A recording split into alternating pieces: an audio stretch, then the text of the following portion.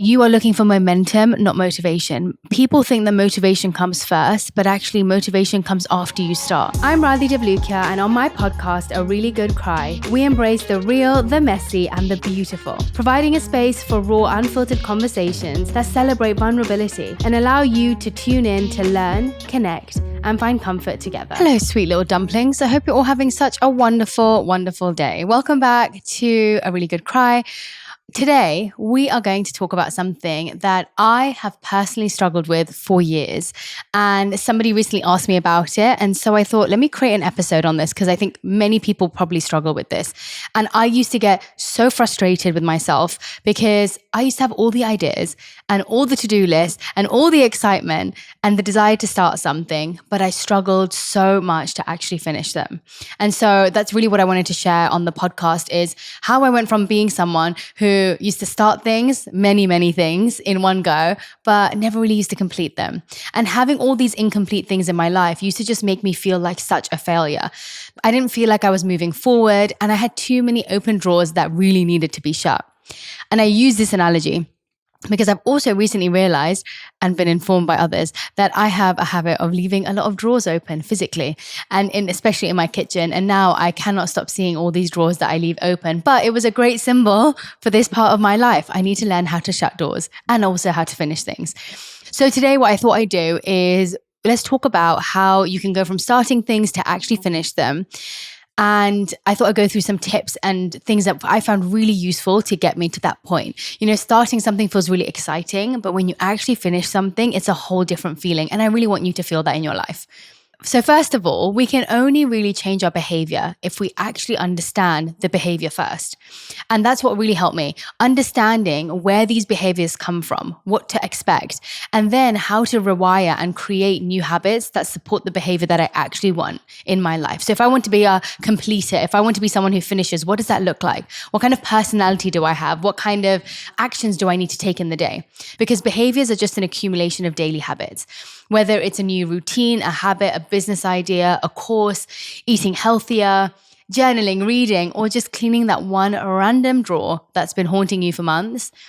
Starting is always exciting doing these things, but finishing requires a completely different energy and actually a whole different part of your brain. And we're going to get into that a little bit later. The beautiful thing is that it is a skill that you can train. So don't be scared about it. You may not be that person now, but you most definitely can become that person. You do not need to be born with discipline. You can build it.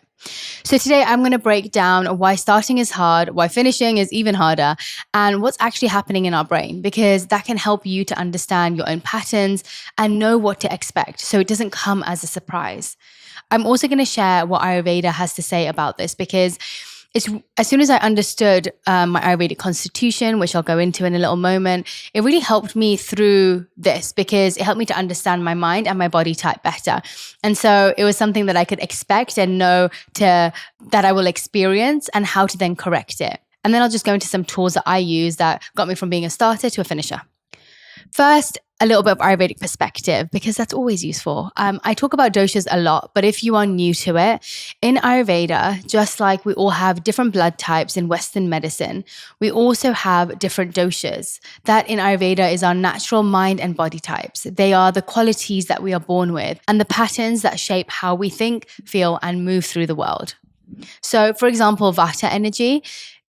So when I read through these, think about which ones you fit into. So Vata energy is someone who loves starting, has a million ideas, 100 tabs open in their mind at any point in time, but finishing is just not happening. Really struggle to finish. I'm definitely a Vata mind and I really had to train myself out of this. Pitta energy is someone who starts strong, but burns out because they want to be perfect. So it's not that they don't get to the finish line, it's that they will burn themselves out to get there. And Kapha energy is someone who struggles to even start because activation energy feels too heavy. But once they start, they're consistent. Like they're really good at maintaining once they actually get started, but getting going is the hard part.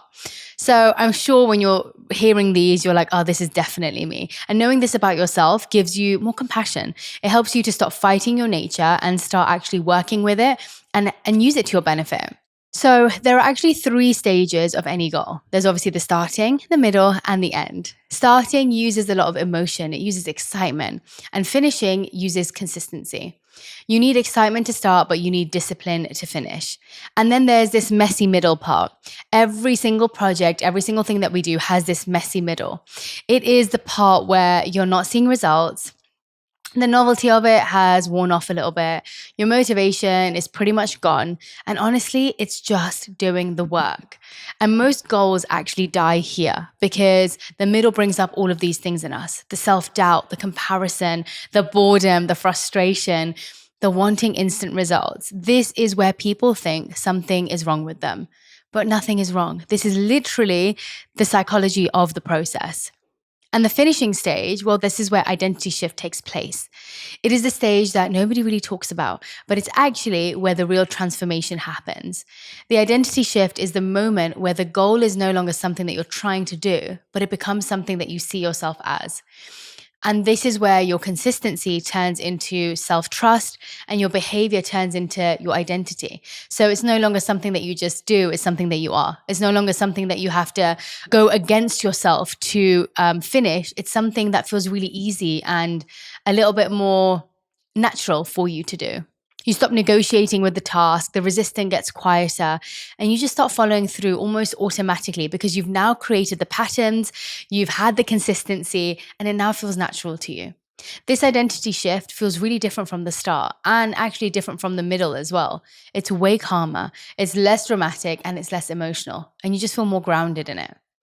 So I really like knowing what my mind is doing and how things work behind the scenes. It makes me feel so much better about myself when I know what to expect, especially when I'm going through something that feels difficult.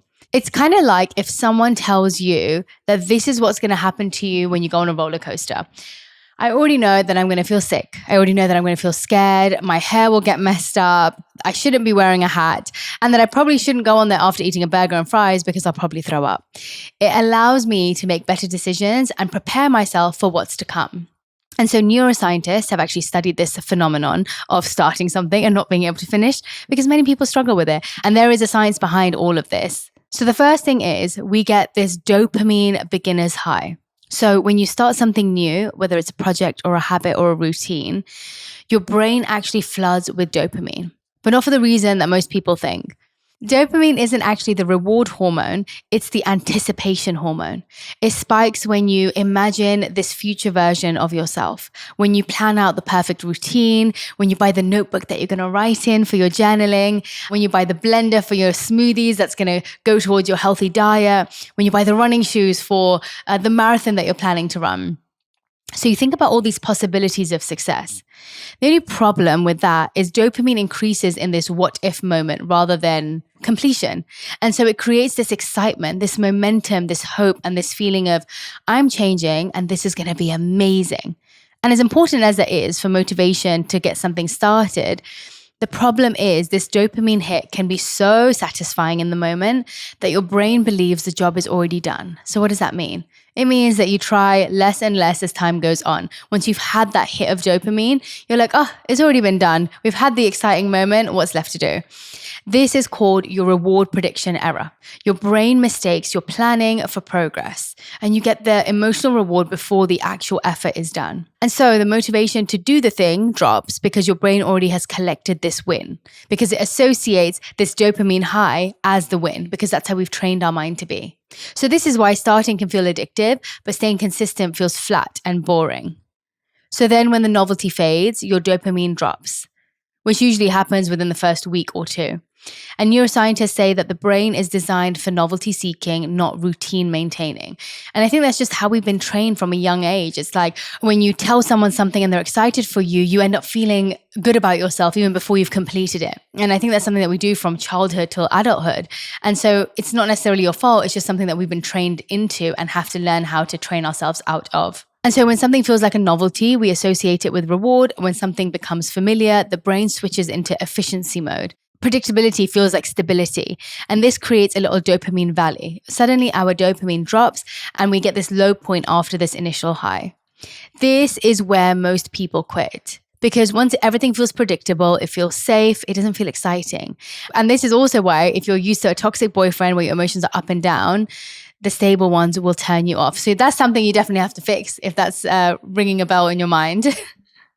But once something becomes predictable, your brain uses less energy. The activity ends up feeling less stimulating, your dopamine release flattens. And the thing is, predictability is so great. It's so great for consistency, but so terrible for excitement. The brain is basically telling you, okay, this is stable now. I do not need to fire up any more motivation. So you end up feeling bored, distracted, pulled towards shiny new things to give you that little hit. You feel like quitting or that there must be an easier option. So when you feel that urge to quit halfway, you have to remember that this is biology. It is not a personality flaw, and it is just part of the process. And knowing this allows you to recognize where you are in this cycle so that you can push through instead of giving up in that moment. So let's talk about finishing, because this doesn't really rely on the same process. It doesn't rely on dopamine. Finishing something in your life actually relies on serotonin and these identity-based habits that we spoke about earlier. So serotonin gives you stability, confidence, and pride. So it's a little bit different from dopamine. And you get serotonin by completing something, staying consistent, proving to yourself that you follow through. So serotonin actually builds slowly. It's calmer, it's steadier, it's longer lasting. It's almost like when you eat lots and lots of sugar and that gives you a little high. But then when you eat vegetables and slow release carbohydrates, it ends up giving you the energy that you need, but you don't get that sudden rush. You don't get that sudden excitement in your body. But then in the same way, you don't get a dip as deep as you would if you were eating sugar. And so this is the same. When you start something and you get that dopamine rush, it is just so different to serotonin, where it's grounding, it's relaxed, it's still steadily keeping you happy, but just not in an extreme way. And so it's something that we have to get used to feeling and realizing that this is actually even more important than that initial high. Okay, so now let's get into solutions. Now we know why things happen, we understand the science behind it, but I want to give you tools that actually help you in real life. So if you're someone that struggles with starting, let's start with that. These are some tips for actually getting going. The first one is the 3-step start. So you have to just define the first 10 minutes of what you're going to do, the exact first action you need to take, and the time that you're going to do it for. So it can't be, I'll start working out. No, it has to be, I will start working out tomorrow at 8 a.m. and I'm going to put my workout clothes on and I'm going to walk for 10 minutes.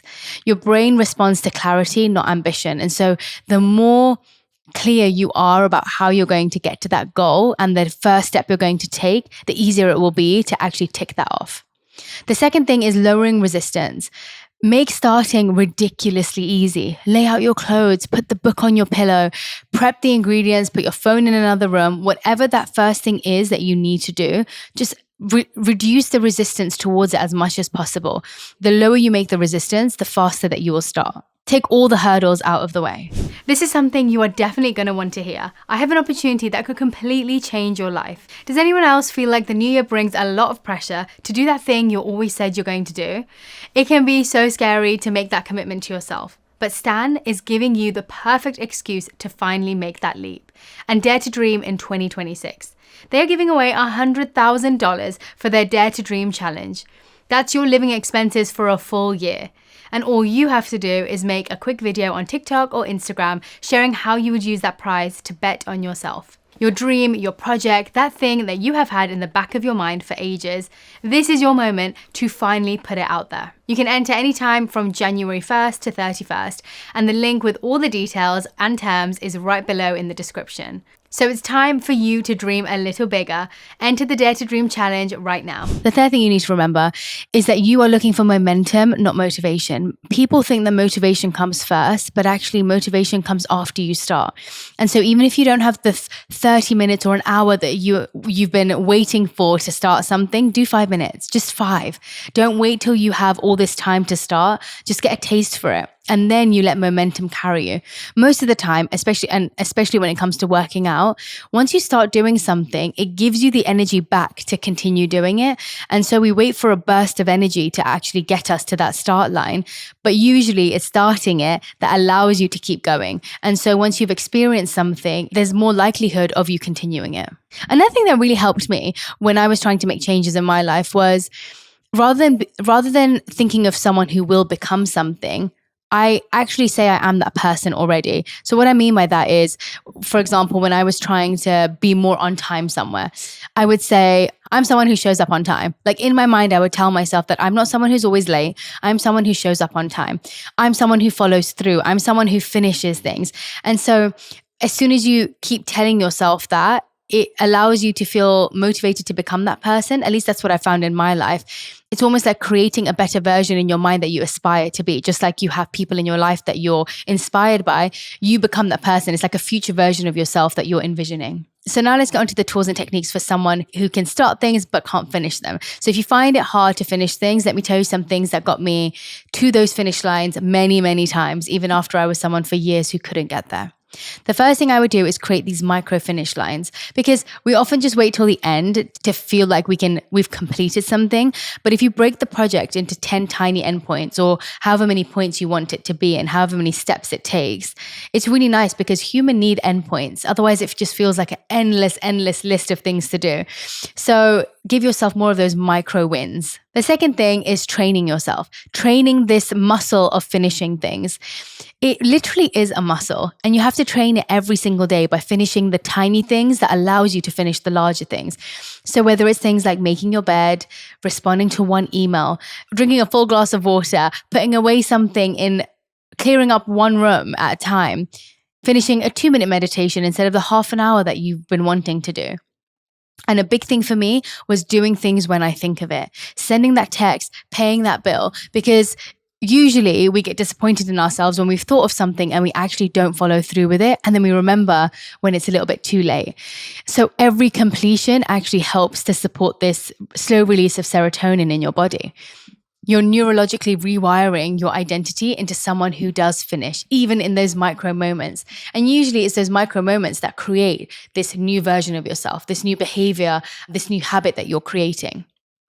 And one thing I realized in life when I decided to become like this, when I decided that I wanted to be someone who finishes projects and completes things, I realized that you just can't be in one area of your life. It's just impossible. You can't decide, I'm going to be so disciplined in my work and the rest of my life can be a mess. And so what I decided to do was, one thing that I loved doing was working out. But I did notice that often when I was running, or if I was doing weight workouts, I would finish one rep before, or I'd finish when it was, I'd mean to run for 30 minutes and I'd stop at 29 minutes and 55 seconds. And often it's a sign that your brain knows that it can do it, but you choose to give up before you hit the finish line. And if you end up doing that, even in these small ways, even if it's 5 seconds left, just do that last 5 seconds. Let your mind and your eyes see that you made it to that finish line.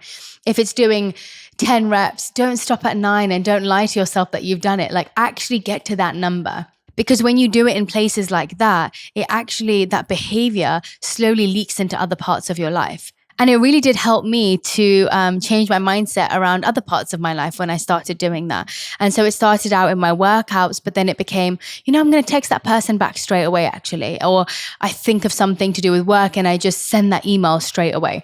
And all those little things that seemed very little at the time actually contributed towards me finishing larger projects in my professional life too. Another thing that I find people don't do often enough, especially in this world that's getting more and more stimulating, it's training your boredom muscle. It might sound really silly, but think about this for a moment. When was the last time you sat and did absolutely nothing and felt comfortable in doing absolutely nothing, without your mind racing, thinking about what you could scroll through or what you could watch or what you could listen to? Staying in the boredom when you feel bored, it really is a superpower. And discipline is often just tolerance for boredom. When you end up being able to make it through these ongoing daily boring moments, as you might think they are, training yourself to make it through that is such a vital part of life. Otherwise, you're constantly looking for stimulation. So whether it's eating without distraction, I tried that recently and I actually found it really difficult. I ended up getting a book and reading because I wasn't used to being by myself, eating a meal without any distraction. I hadn't done that in such a long time. Or driving without making a phone call or listening to music. So allow your mind to be understimulated so it's not always craving this high and only feels comfortable in that state.